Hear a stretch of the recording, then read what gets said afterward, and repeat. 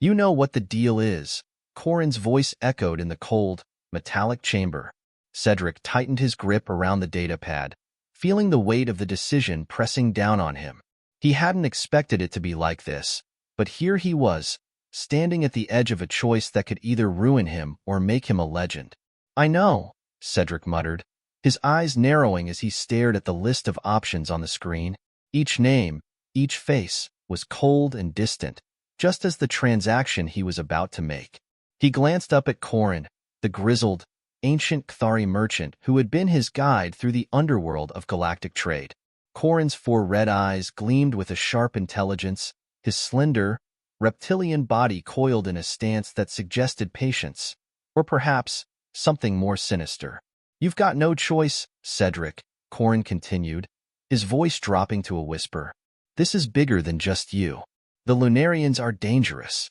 You're buying a weapon, a tool. It's that simple. Cedric's heart pounded in his chest. A weapon? He hadn't signed up for this. He'd only agreed to buy one of the Lunarians. Strange, beautiful creatures from a distant, war-torn planet, in hopes of gaining power. The deal had seemed straightforward enough. But now, the implications felt far darker. You said she was just a slave, Cedric said, voice wavering. Not a weapon. Corin's lips curled into a grim smile. That's what the Council calls them. You'll see soon enough. The Lunarians are special, Cedric. They can't be tamed. Cedric's fingers hovered over the datapad. He should have walked away. He could still walk away. But the allure of power, the chance to dominate the galaxy, was too great. Fine, Cedric said, his voice steely. Show me the Lunarian. The screens flickered to life before him, revealing the face of a young woman. Long silver hair cascaded down her back like a waterfall of moonlight. Her eyes, violet and deep as space itself, stared back at him, a mixture of defiance and vulnerability. Aurora. She's beautiful, Cedric whispered, caught off guard by the emotion that surged in him. He had seen countless slaves before, some gorgeous, some terrifying, but none of them had ever made him feel this strange pang of longing. You think so? Corin asked, his voice laced with sarcasm. She's not here to win your heart, boy. She's here to serve you. Cedric didn't respond immediately. His mind was racing, trying to process the strange tug at his chest, the whisper of something beyond the transaction. This wasn't supposed to be a romantic or emotional deal. It was supposed to be about power, about control. But as Aurora's eyes locked onto his through the screen, he felt something shift within him. It wasn't until a few days later, after the transaction was completed, that Cedric truly understood the weight of what he had done. Aurora was no longer just an object, a slave to be used at his whim. She was different. She was alive, in a way that Cedric hadn't anticipated. Her presence was intoxicating, challenging him in ways he hadn't imagined. As he sat in his private quarters, watching her move across the room, her fluid movements, her sharp gaze that seemed to pierce through him, Cedric felt a strange sense of foreboding. This was not the easy path to power that he had envisioned. The moment she spoke, he knew things were about to change forever. I am not your servant, Aurora said, her voice soft, but filled with authority. Cedric raised an eyebrow. I didn't buy you to be a friend, Lunarian. Her lips quirked into a smile that didn't quite reach her eyes. You may have bought my body, but not my will. You're in over your head, human. Cedric felt a shiver run down his spine, but he pushed it aside, refusing to show weakness. We'll see about that. You will serve me. I bought you. You belong to me now. Aurora's violet eyes glinted with something he couldn't quite decipher, but she said nothing more. Days passed, and as he spent more time with her, something unexpected began to happen. Cedric's view of the Lunarians started to shift. He had always seen them as tools, fascinating, yes, but ultimately expendable. Now, as he witnessed Aurora's intelligence, her strength, and the way she seemed to understand things no one else did, Cedric found himself both frustrated and captivated. And then, the unthinkable happened. Aurora spoke again, but this time it was not a command. It was a plea. Help us, she said softly, the words almost a whisper in the dark. Cedric froze, his mind reeling. Help? Her? The weight of the words hung heavy in the air. The Lunarians were a race of prisoners, captured, enslaved, and subjected to the whims of the powerful. They were the galaxy's outcasts, but the more Cedric got to know Aurora, the more he realized there was something far bigger at play, something far more dangerous. Help you with what? Cedric asked, his voice shaky. He couldn't afford to show any weakness, especially now. But he had to know. Aurora's eyes darkened, and for the first time, Cedric saw fear there. The war. It's coming. And it's not just us thereafter. It's all of you. The human race. You won't survive it if you keep following the Council's orders. Cedric's heart pounded in his chest. What war? Who's coming for us? Aurora's gaze never wavered. The Zinthar, an ancient race, long thought extinct. They're coming back, and they're more powerful than anything you can imagine. What started as a grim transaction, the buying of a slave, quickly evolved into a galaxy-shaking alliance. Cedric, once a man seeking power through conquest, found himself drawn into a web of politics, ancient secrets, and an interstellar war that would determine the fate of the universe. But he wasn't alone. As Cedric and Aurora's bond grew deeper, Cedric realized that he had more to learn from her than he ever could have imagined. She was not just a Lunarian. She was the key to survival, and as their partnership formed, so too did a new hope for a future where the lines between slave and master, conqueror and prisoner, could be blurred, where, in time, Cedric could become more than just a man. He could become the father of a new world. Cedric's mind raced as he processed what Aurora had told him. The Zinthar, an ancient race thought to be extinct. He had heard the rumors, the old tales that spoke of their destructive power, but he had dismissed them as myth. How could such a race be returning now, after centuries of silence? And why was Aurora telling him this? Why come to me with this? Cedric asked, his voice hardening. What makes you think I care about your people's war? Aurora's eyes softened for a moment, but the strength in them remained undeniable.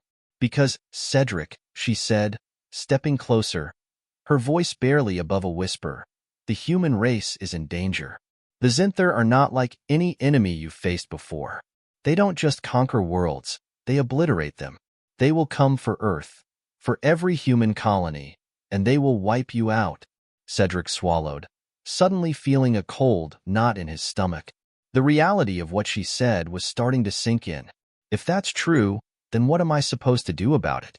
I'm just one man, and you're just a slave. A flicker of anger flashed across Aurora's face, but she quickly masked it. She had grown used to the dismissive attitude of humans toward her kind. You're more than just a man, Cedric.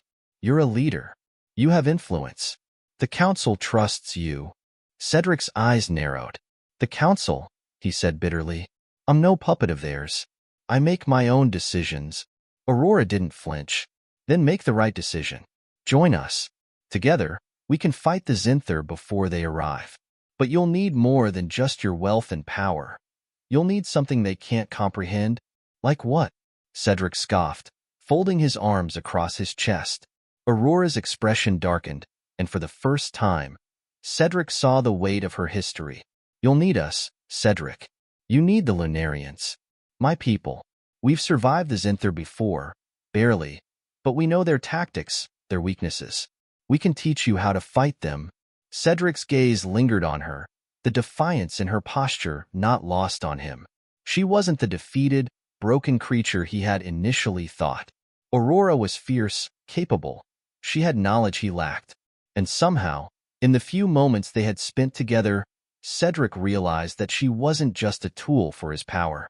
She was something else. Something far more important. I'm not a fool, Aurora, Cedric said, his tone softer now, but with an edge. I know that this isn't just about you. What is it you really want from me? What's your angle? Aurora smiled faintly, a look that was both sad and knowing. You may not believe me, but I've seen the future, Cedric. And in that future, you are not just a leader. You are the key to stopping the Zinthar. You'll need a weapon, and I'm the weapon you'll need. Cedric shook his head, trying to process the magnitude of her words. A weapon? I thought you said they were coming for Earth. Not for me. They're coming for everything, Aurora said quietly. But you will be the one who stands between them and the destruction they seek. You have the power to unite the galaxy, to rally the stars, to forge alliances that no one else could. Cedric looked down at his hands. He had always thought of himself as a master of his fate, but now, faced with something he couldn't fully understand, he felt small. He had never been prepared for this. He was a man of trade and power, not of destiny. And yet, Aurora's words echoed in his mind. You are the key. For the first time, Cedric felt something stir within him. Something beyond the selfish desire for power, beyond the dark ambition that had always fueled him. He felt a growing sense of responsibility, of duty, the weight of the galaxy pressing down on him. I'll help you, Cedric said, his voice firm, but I'm not doing it for the Lunarians. I'm doing it for Earth, and for everyone who's too scared to fight back. Aurora's eyes gleamed with gratitude. Then we'll fight together. But it will take more than just us. The Lunarians, the humans, the galaxies, we need allies. We need to build an army. Over the next few weeks, Cedric and Aurora worked tirelessly, contacting factions across the galaxy, negotiating alliances, and even recruiting mercenaries and exiles who shared a common goal: survival. Every day, Cedric felt himself changing, his mind expanding, his view of the universe evolving. Aurora was no longer just a tool for his rise. She was his equal, his partner in a cause that went beyond anything he had ever imagined.